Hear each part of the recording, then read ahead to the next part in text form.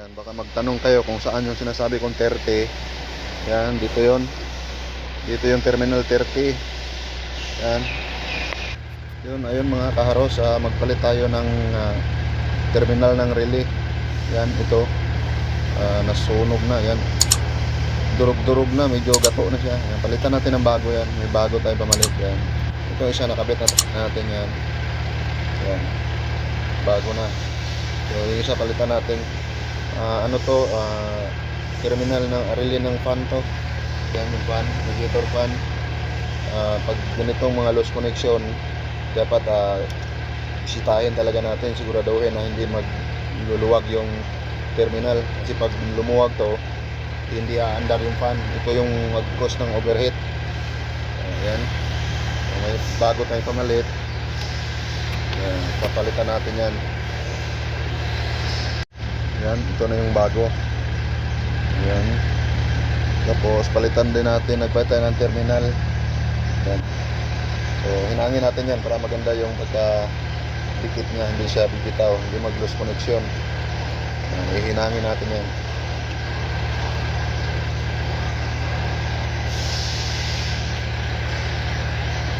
Ayan na mga kaharos, nahinangan natin. Yan. So dapat ganitong mga high ampere, dapat nakahinang talaga yan, kasi pag nag-loose connection yan, yan, mamatay yung fan, hindi na andar, focus ng overheat yan. So ito yung dapat lagi nating bisitahin, itong mga relay ng fan. Yan, dapat nakaano yan, mahigpit talaga yung pagkakapit niya sa relay. Yan, madali lang naman yan, tandaan nyo lang kung saan yung nakakabit, saan siya nakakabit natin, number. Yan, may number yung relay, may 30, may 87, 86, saka 85. Yan, so madali lang naman hanapin yan pag naligaw kayo. Yan, sasaksak na natin. May mga lock yan sa likod para di siya mahugot. Yan, bago yan.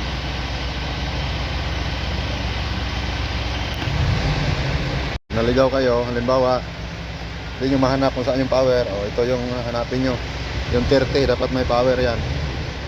Yan, diba? Ito yung 30. Yan, dapat may power yung 30.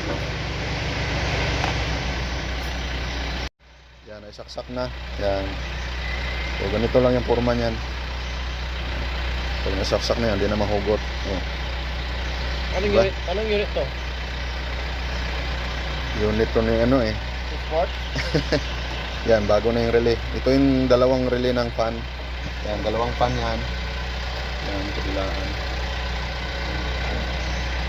Ito talaga yan. Fan.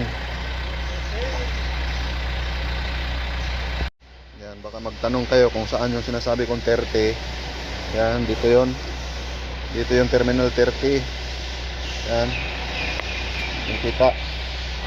Yan, 30. Yan, kitang-kita na. Yan, ito yung 30. So, sa kabila, ito 7. Yan, 85, 86. Yan. Apat na wire lang naman yun.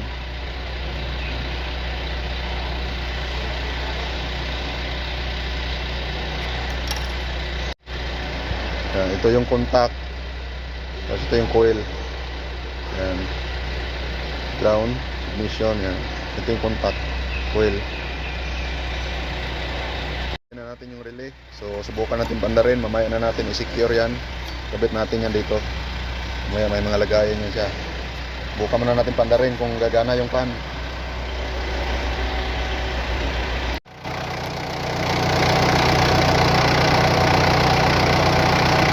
Ayan na mga karos, kumana na siya yung dalawa.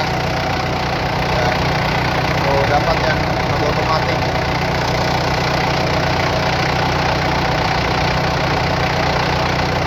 Na siya, nag-off ng automatic, wala na, wala.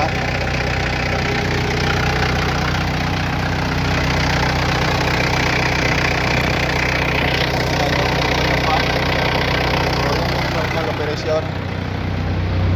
Yan, bumaba yung temperature, magbaba ng temperature, automatic mag-off siya. So sa akyat na naman yan, aandar na naman yung fan.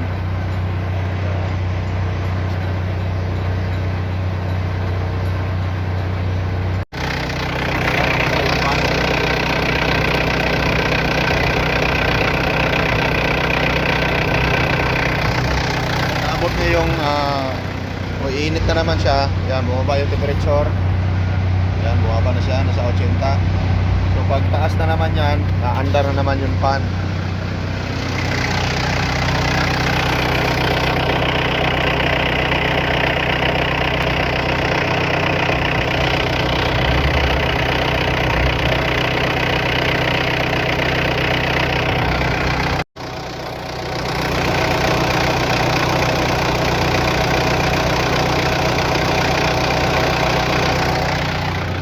Okay na to, nag-automatic na. So, ang issue kasi nito, hindi nag-automatic yung fan, kaya na sisira yung mga terminal ng relay. Kung di kaya relay yung susunugin niya or yung fan. Yan, pagbaba niyan, mamatay na naman yung fan. So patayin natin kasi secure natin yung mga relay.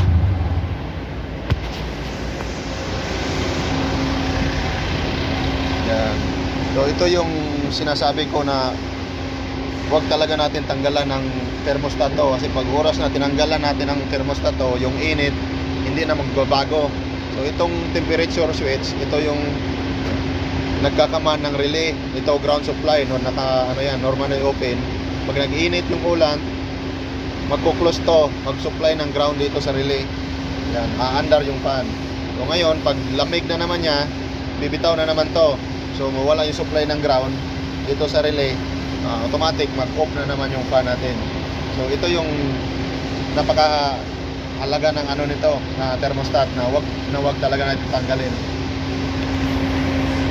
So ayan, sisecure na lang natin to para maayos tingnan. Yan, naka-tornilyo yan dyan.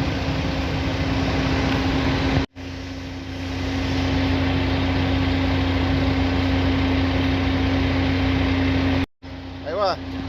So ayan na mga karos, okay na yung na-secure natin yung relay. So yun lang, sana naintindihan nyo yung konting paliwanag dito.